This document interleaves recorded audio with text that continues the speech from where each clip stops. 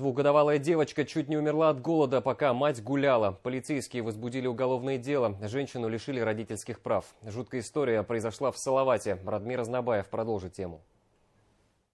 Кто бы мог подумать, что в этой пятиэтажке в центре Салавата от голода умирает двухгодовалая малышка. Пока мама на вечеринках, девочка одна. По версии правоохранителей, Мария, это мать ребенка, запирала ее в дальней комнате, поэтому плача не было слышно. Однако в один из дней малютке все-таки удалось подойти к входной двери. Как только крики услышали соседи, они вызвали полицию. Я их не видел, потому что они днем не ходят, они ходят по ночам. Даже с дочкой по ночам ходила? Да, да. А вот девочка, она вот плакала, да, постоянно, как я понимаю? Ну, мы не слышали.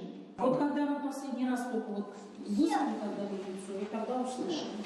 Вот нам вот вообще ничего не слышно. Единственное, что нам слышно, когда к ней стучаться. Вот сейчас вот вы стучались, я услышала. Как сообщают полицейские, их встретила истощенная девочка с полным подгузником и засохшими губами, которая очень хотела пить. Вот фотографии, которые правоохранители сделали из этой квартиры. Двухгодовалая Вика сейчас находится в больнице.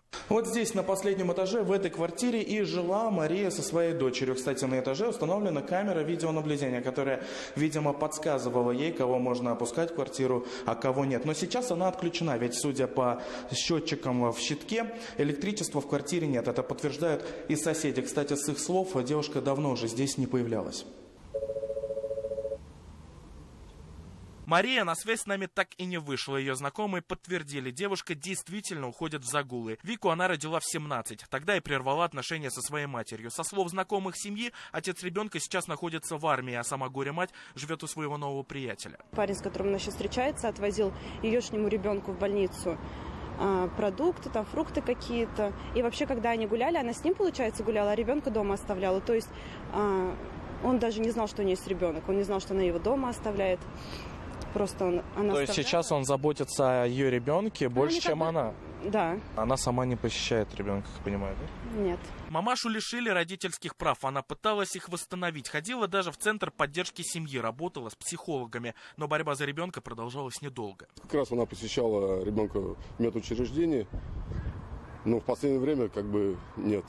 Мама после того, как мы забрали ребенка, приходила к нам в отдел опеки. Мы ей объяснили, чтобы исправить такую ситуацию, предложили ей обратиться в центр «Семья». У нас в городе Салавате существует. Поначалу вроде она как бы наладила контакт, потому что там есть и психологи, но на сегодняшний день, насколько мне известно, она прекратила все общения с данными специалистами и на контакт не выходит. Девочка, скорее всего, отправится в детский дом, ведь Мария сама лишила ее отца родительских прав еще в прошлом году. Сейчас в отношении девушки возбуждено уголовное дело по статье «Неисполнение обязанностей по воспитанию ребенка». Сотрудниками управления МВД России по городу Салавату были собраны необходимые документы, и на днях суд лишил женщину родительских прав.